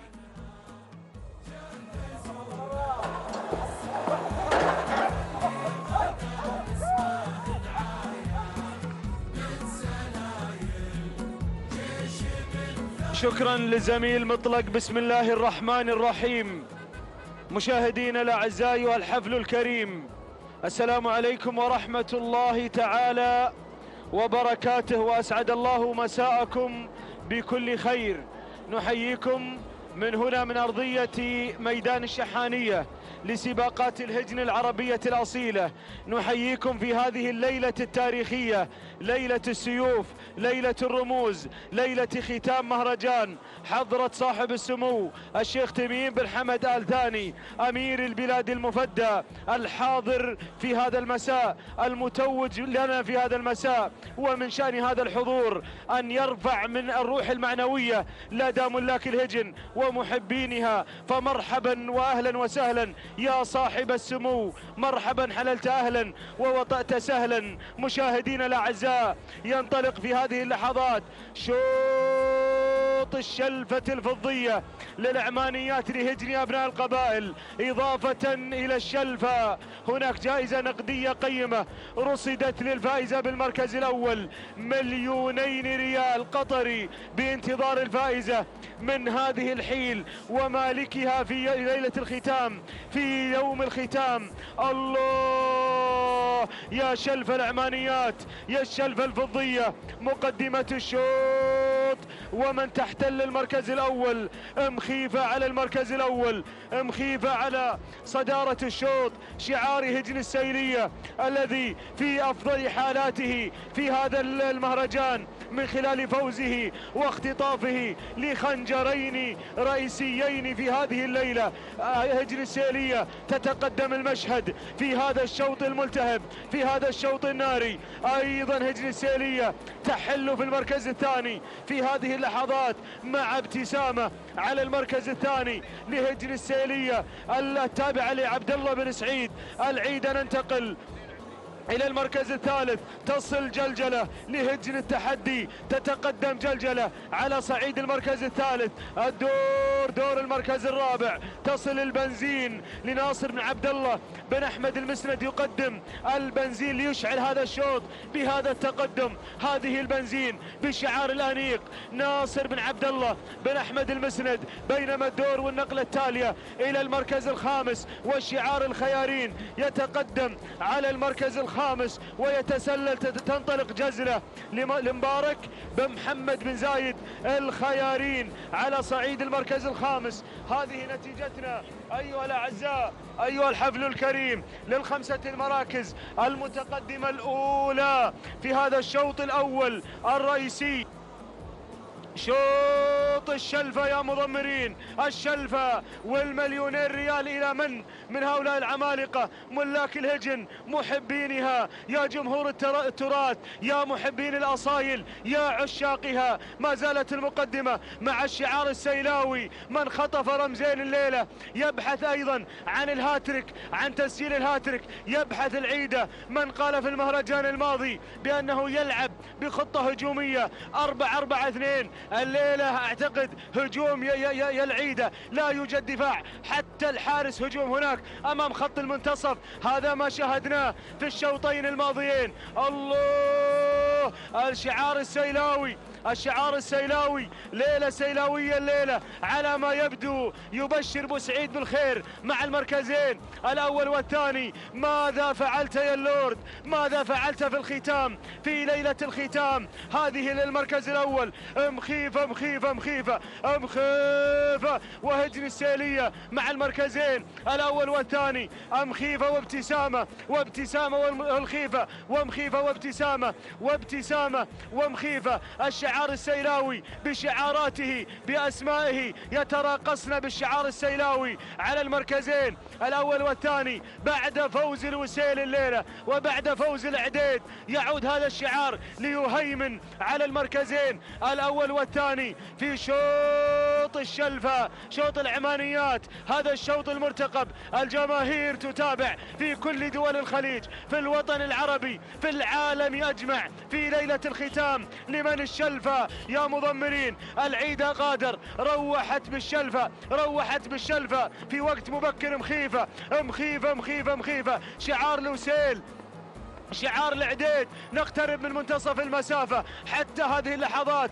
الشعار السيلاوي يهيمن على المقدمة، يسيطر على المقدمة. عبد الله بن سعيد العيدة راعي التصريحات النارية يقدم مخيفة على شوط الشلفة والمليونين ريال بالانتظار. الله، بوسعيد يبحث عن الناموس الليلة، يبحث عن الناموس الثالث له في هذا المساء. هجن العيدة في أفضل حالاتها ما شاء الله تبارك الله. مخيفة جرت الشوط، جرت الشوط وابتعدت ابتعاد كلي عن العمانيات، عن الحيل. شوط الشلفة يا اللورد، شوط الشلفة يا اللورد مع المركز الأول. ما زالت مخيفة بجماهيرها بمحبينها تفرض السيطرة، تفرض الهيمنة على أقوى أشواط العمانيات في هذا المهرجان. الله يا سلام، هل يسجل الهاتريك في هذا الشوط؟ الشعار السيلاوي عبد الله بن سعيد العيدة يشارك في هذا الشوط، المسند بثلاثة أسماء وغيره من المشاركين، وأيضا الخيارين وخليفة بن حمد العطية باسمين، والشعار هجن التحدي وهجن السيلية والقمرة وغيرهم من الأسماء القوية، وأرصاد بن جرحب. ما زالت مخيفة تخيف المشاركات بهذا الانطلاق. الله، الليلة زينة يا أبو سعيد، يبدو بأن الأمور زينة إن شاء الله، يبدو بأن الأمور على ما يرام، على ما يشتهي اللورد، على ما يحب ويشتهي في هذا الشوط. ما زالت مخيفة على المركز الأول، هجن السيلية تبدع وتمتع في ليلة الختام مع مخيفة على المركز الأول. المركز الثاني يصل العيدة، تصل ابتسامة مع المركز الثاني، تنطلق في المركز الثاني ابتسامة، بينما دور المركز الثالث ومن تتقدم على صعيد المركز الثالث مع مخرجنا العزيز. المركز الثالث لهجن التحدي تتقدم في هذه اللحظات، تصل فخر لهجن التحدي، بينما المركز الثالث ابتسامة العيدة، ابتسامة الشعار السيلاوي مع المركز الثالث. هجن السيلية تقدم ابتسامة، بينما المركز الرابع ومن تنطلق جزلة يا جزلة يا جزلة مبارك بن محمد بن زايد الخيارين، بينما المركز الخامس عند القمرة صعوبة لصالح بن سالم بن محمد بن جهويل مع المركز الخامس. هذه النتيجة وحصل تغيير على المركز الخامس. وصلت بوارح أول نداء لبوارح ناصر بن عبد الله بن أحمد المسند، ويصل شعار الأبطال، شعار البرشلوني، يصل شعار بشاير الظبي الظبي الظبي سالم بن عنزان بن خاتم العنزان النعيمي مع المركز الخامس. هذه نتيجتنا أيها الأعزاء.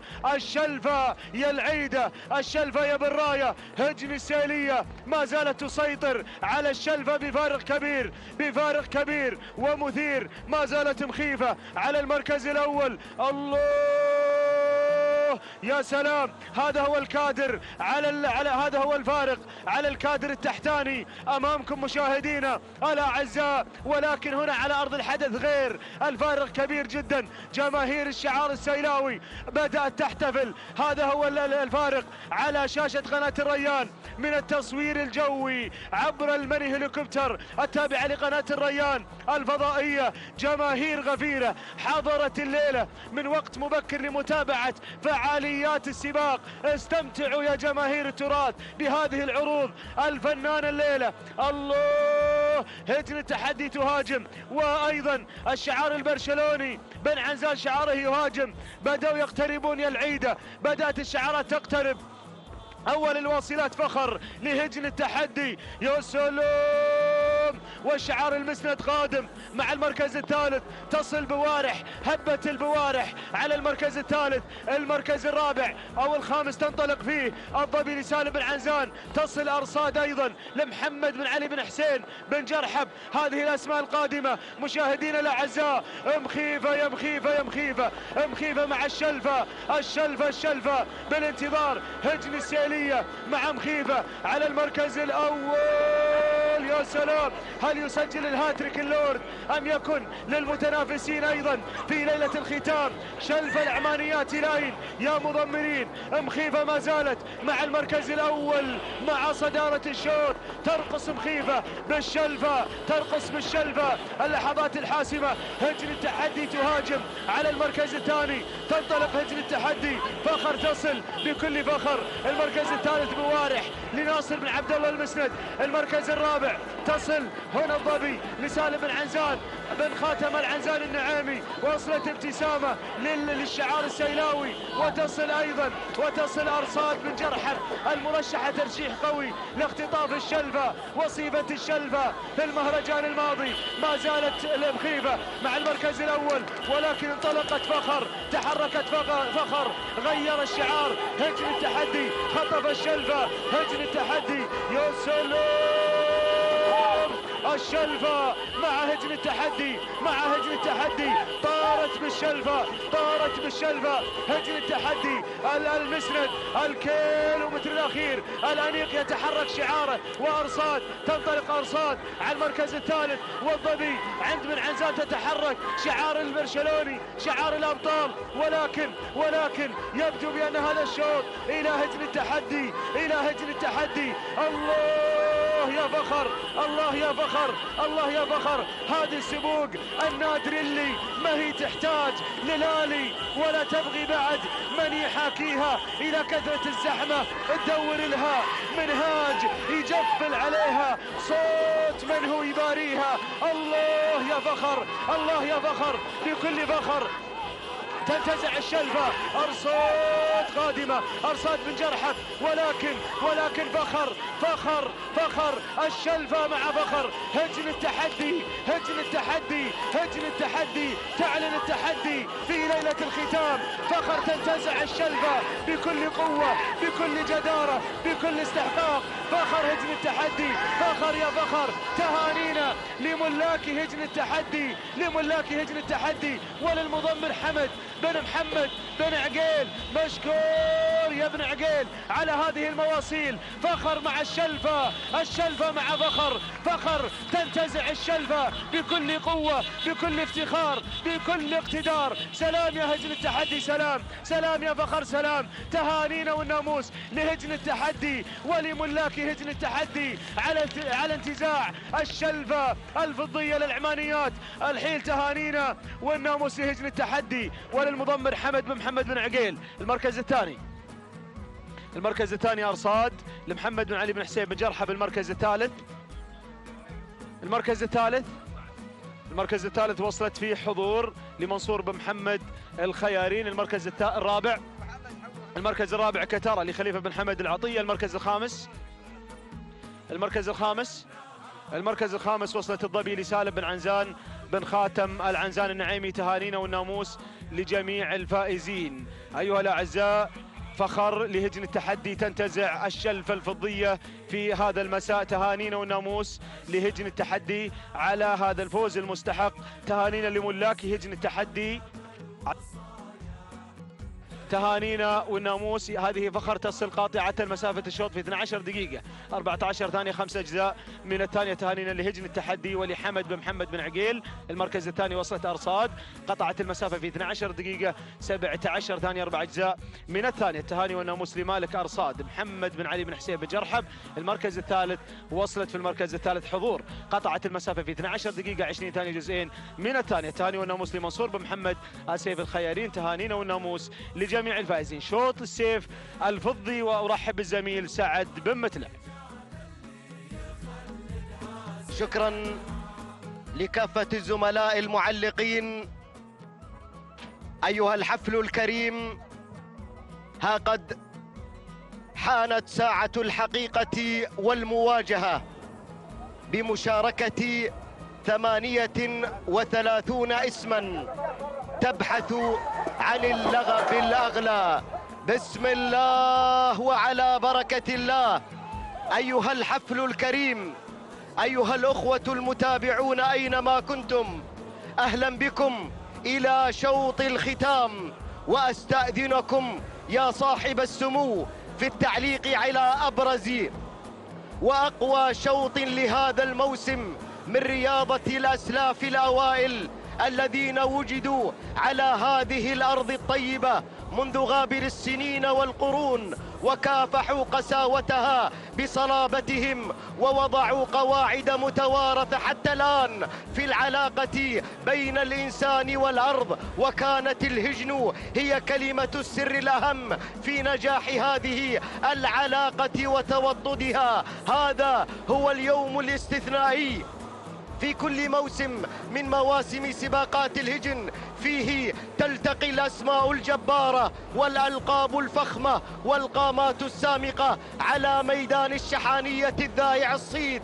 هذا ختام مهرجان سيدي أمير البلاد المفدى، ختام لهذه الرياضة القطرية الأصيلة، المهرجان الذي يسدي معروفا إلى السابقين الأولين من الآباء تقديرا لهم ولعبقريتهم في التكيف مع الظروف. وسمو الأمير المفدى الذي يحمل هذا المهرجان اسمه هو الراعي الأول لهذه الرياضة في البلاد، وبفضل الله ثم اهتمامه تعيش سباقات الهجن أيام الألق والازدهار في الوطن. شموخ لا تطاوله الجبال، وعز لا ينال ولا يطال، وطود للشهامة والمعالي، منيع لا يزول ولا يزال، تميم من سما كرما وحلما، تمحض في الخصال له الكمال،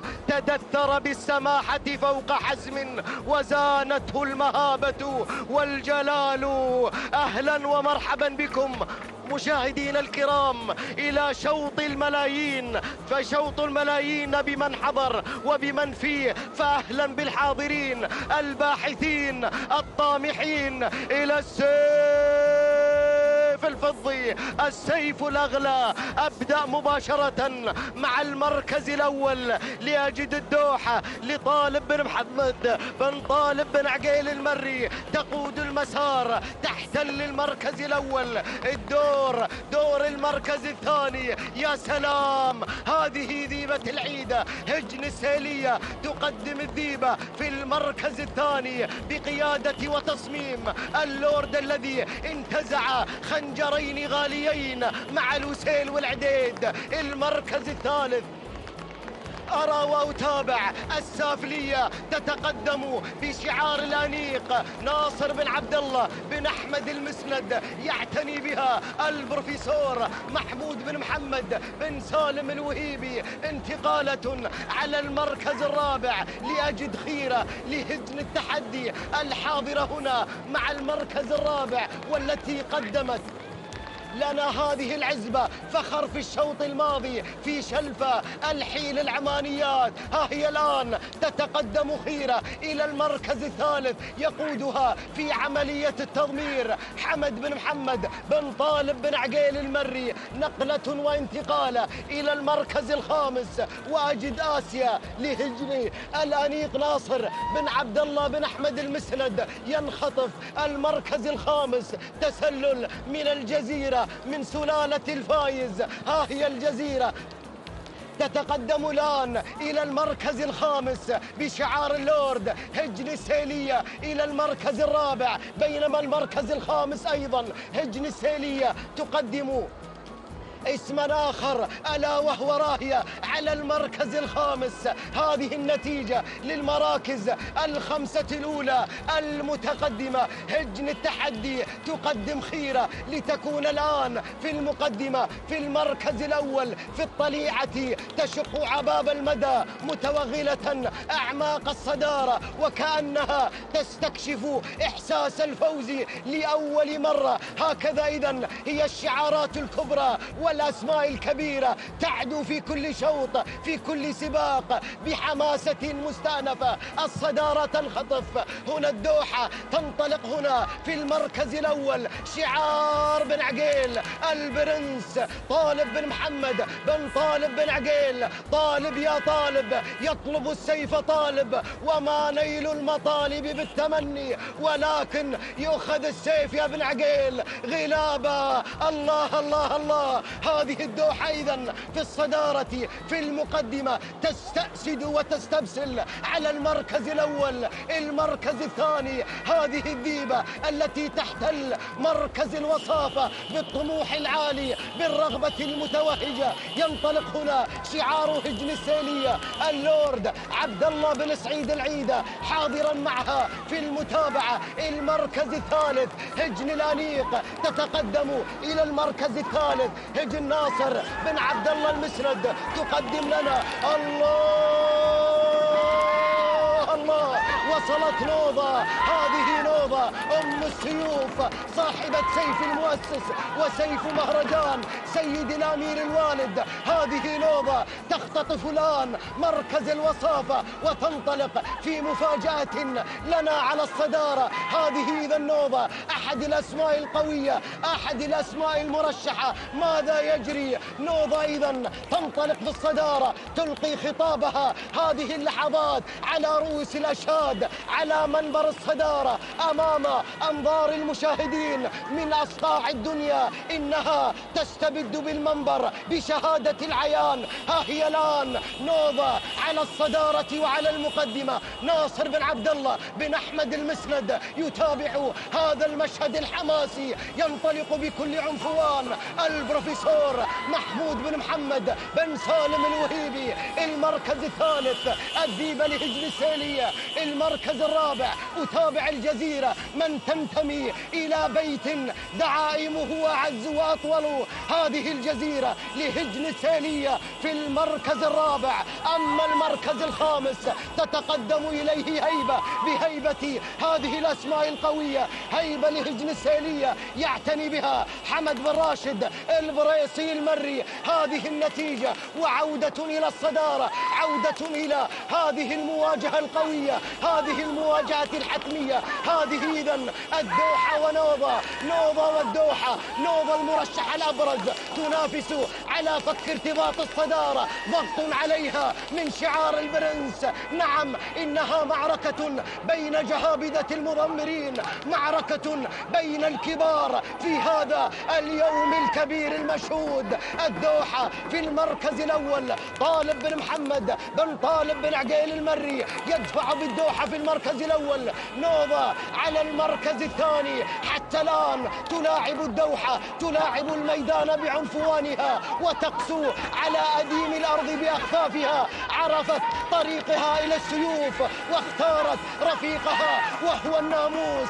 تغير الآن نوضة إلى المركز الأول، تعبر وتمر إلى مركز القمة على رأس حربة هذا الشوط. تستهدف السيف وتستهدف من الدوحة ومن الأسماء الأخرى. هناك اللورد ضابطا حتى الآن أعصابه، متحكما بأعصابه، ضبط النفس مع شعار هجن السيلية التي تحتل المركز الثالث. الآن مع الذيبة لم تحسم الأمور بعد، ما زال باب التوقع مفتوحا وهنا الاحتمالات واردة. هل سيكون السيف لشعار هجن السيلية أم لشعار بن عقيل أم لشعار المسند، أم أن هناك أسماء أخرى تنافس من أجل انتزاع السيف؟ هجن الجريان تتقدم إلى المركز الرابع ولكن كيلوين متر على خط النهاية، كيلوين متر تفصلنا عن معرفة بطلة هذه النسخة من ختامي مهرجان سيد الأمير عام 2019. تتقدم الآن الذيبة. هنا تنطلق الذيبة كالإعصار المتسارع، تتقدم بالطاقة المتشددة. هنا تندفع في عطاء يتدفق منه العطاء، يتدفق منه الحزم والقوة، تزاحم الهمم وتصادم الجميع. الذيبة إذن تنطلق إلى المركز الأول بقيادة اللورد عبد الله بن سعيد العيدة، الطامح إلى ثالث رموز هذا اليوم الكبير. هنا الذيبة تفحص المدى، تفحص المسافة بنفسها ونفسها، نفسها نفس طويل، وبنفسها تطلب السيف جنبا إلى جنب مع طموح الطالب عبد الله بن سعيد العيدة. هو طالب للسيف، هو طالب للمعالي في يوم المعالي، في يوم فخر الرجال. الله الله، الذيبة إذن على المركز الأول، غيرت الأمور. نوفا في المركز الثاني. يا سلام يا نوفا، تبحث عن السيف الثالث. أين أنت أيها السيف؟ تقولها بعالي الصوت. أنا ها هنا، أنا ها هنا، أطمح إلى السيف، أرغب فيه بشدة. أدخل الآن إلى الكيل الأخير. الله الله الله، أسماء هنا لامعة كالكواكب، ولكن أجد نوفا نافذة كالسهم تخترق الآن الصدارة. الله الله، الأنيق ناصر بن عبد الله المسند يختطف الصدارة الآن، ينطلق إلى السيف. ناصر بن عبد الله المسند هنا مع المركز الأول، يقترب من السيف. المركز الثاني ذيبة لهجن السيلية، المركز الثالث هيبة، تتقدم هيبة لهجن السيلية ليرتفع سقف طموح المتحدي اللورد. ولكن نوفا يا نوفا، هذه نوفا إلى السيف. الذيبة تنافس، الذيبة تزاحم هجن السيلية. اللورد الأنيق، اللورد الأنيق، الذيبة نوفا يا نوفا، الذيبة يا الذيبة. السيف الفضي شوط الملايين، إلى أين يتجه؟ هل يتجه هنا إلى عزبة الأنيق؟ هل يتجه إلى عزبة اللورد؟ تشتبك الأخفاف وترتبك القرارات بين متقدم هو الأنيق ومحاول هو اللورد الأنيق. نوفا الذيبة، السيف الثالث لنوفا، السيف الثالث للمسند، السيف الثالث للبروفيسور. المسند. نوفا لا تقهر، نوفا هي البطلة. إذا مشاهدينا الكرام، تهانينا لناصر المسند. المركز الثاني جاءت فيه الذيبة لهجن السيلي. المركز الثالث نصيب الدوحة لمحمد بن طالب بن عقيل. المركز الرابع جاءت فيه خود لناصر بن عبد الله المسند. والمركز الخامس كان من نصيب هيبة لهجن السيلية. مشاهدينا ومتابعينا الكرام، إذن لحظات من لحظات التنافس الشريف، لحظات من لحظات القوة والإثارة. هكذا إذن نوفا تحكم السيطرة على سيوف ميدان التحدي. سيف في مهرجان المؤسس، سيف في مهرجان سيدي الأمير الوالد، وسيف هنا في أغلى المهرجانات، مهرجان سيدي أمير البلاد المفدى. نوفا ثلاثية إذن مع ثلاثة سيوف رئيسية لهذه الذلول التاريخية. نوفا أم السيوف.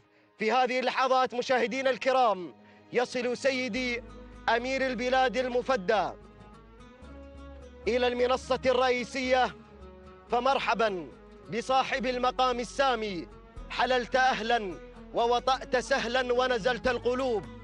إذن يتوجه صاحب السمو الآن لتتويج الفائزين بأشواط الرموز في تحديات قوية شهدها ميدان التحدي. نوضة 12 دقيقة 8 ثواني 5 أجزاء من الثانية. تهانينا لناصر بن عبد الله المسند وإلى المضمر البروفيسور محمود بن محمد الوهيبي. المركز الثاني جاءت فيه الذيبة وتوقيتها توقيت ممتاز وأداؤها كذلك. 12 دقيقة 9 ثواني 6 أجزاء من الثانية. تهانينا لهجن السيلية وإلى مالك هذه الهجن عبد الله بن سعيد العيدة. وهنا مشاهدينا الكرام مثلما نتابع معكم عبر الهواء مباشرة لحظات التكريم لنا جميعا كعشاق لهذه الرياضة العربية الأصيلة، كجمهور للموروث العربي الأصيل الذي يشرف هذا اليوم ويحظى بالرعاية السامية الكريمة لسيدي أمير البلاد المفدى يحفظه الله ويرعاه، الذي يتوج الفائزين ويكرم الجهات الراعية والمساهمة في إنجاح المهرجان. هنا السيد سالم بن عنزان النعيمي ممثلا عن بنك قطر الوطني، وهنا سعادة الشيخ سعود بن ناصر آل ثاني عن شركة قطر للاتصالات أريد، وهنا مندوب عن شركة شل قطر التي قدمت مساهمتها الفاعلة في إنجاح هذا المهرجان الغالي. نشكر كل الجهات الراعية على المساهمة الطيبة في إنجاح هذا المهرجان. شكرا للجميع على دعمهم المتواصل لخدمة هذه الرياضة العربية الأصيلة. تبدأ الآن مراسم التتويج للفائزين بأشواطنا الثمانية الرئيسية، والبداية هنا مع شوط الزمول العمانيات، شوط الخنجر الذهبي والذي توج فيه المطلع لهجن الشحانية بقيادة المضمر محمد بن خالد العطية. التتويج الآن بشوط الزمول المفتوح خنجر ذهبي، وفاز فيه فجاج لهجن الشحانية بقيادة المضمر جابر بن سالم بن فاران المري. فتهانينا لهجن الشحانية وللمضمر الشبل جابر بن سالم بن فاران المري. وهنا سعادة الشيخ حمد بن تميم بن حمد آل ثاني وسعادة الشيخ جاسم بن تميم بن حمد آل ثاني في مشاركة بتتويج فجاج برمز الزمول المفتوح.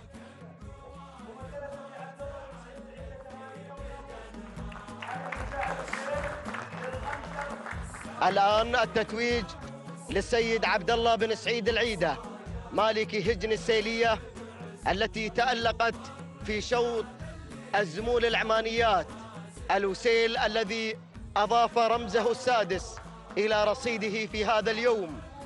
ويتوج مرة أخرى عبد الله العيدة برمز العديد، خنجرين في هذا المساء الكبير.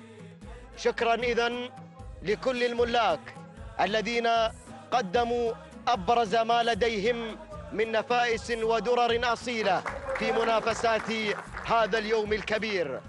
الآن التتويج لهجن الشحانية ولمضمر والجات سالم بن فاران المري، التتويج بالشلفة الذهبية بعد هذا الأداء الكبير الذي جاء مع والجات بقيادة الذهبي سالم بن فاران المري. أما الآن شوط السيف الذهبي أو الشلفة الفضية هذه الأثناء، حيث حققت فخر لهجن التحدي الشلفة الفضية للعمانيات. وهنا جار الله بن محمد بن طالب بن عقيل أحد ملاك هجن التحدي وأنجاله الكرام، وحمد بن محمد بن طالب بن عقيل مضمر فخر التي افتخر بها ملاكها بعد أن توجت هذا العطاء بالشلفة الفضية في هذا اليوم الكبير.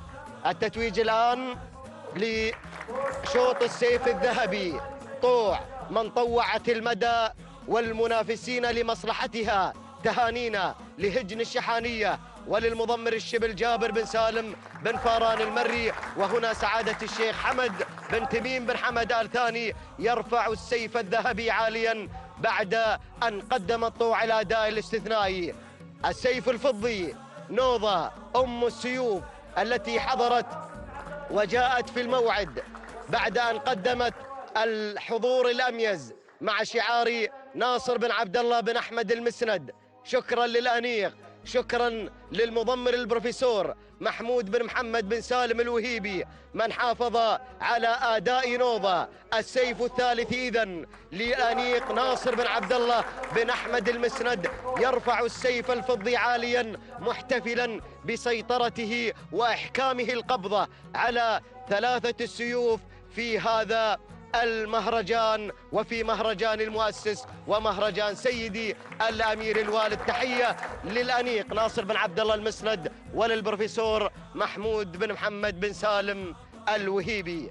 مشاهدينا ومتابعينا الكرام، هكذا تابعنا معكم مشاهدينا الكرام هذه اللحظات التي تكرم كل ملاك الهجن وكل محبي رياضة الآباء والأجداد، كل العاشقين والمتيمين بالرياضات التقليدية الشعبية، حيث نحافظ بدعم سيد الأمير على هذا الموروث المتوارث وعلى هويتنا الوطنية، بعد أن عشنا معكم لحظات التكريم والرعاية السامية من سيدي أمير البلاد المفدى، من شمل برعايته الكريمة وتواجده الشخصي لمتابعة أشواطنا الرئيسية وتكريم السادة الفائزين وتتويجهم بالرموز الذهبية والفضية.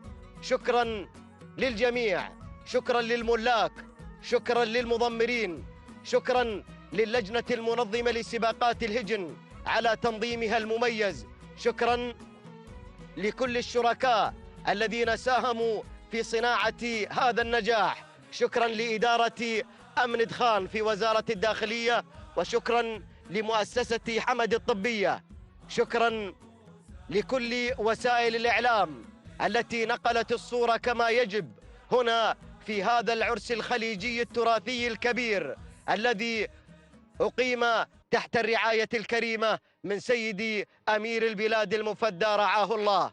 إلى هنا نكون قد وصلنا إلى ختام هذه التغطية الحية والمباشرة.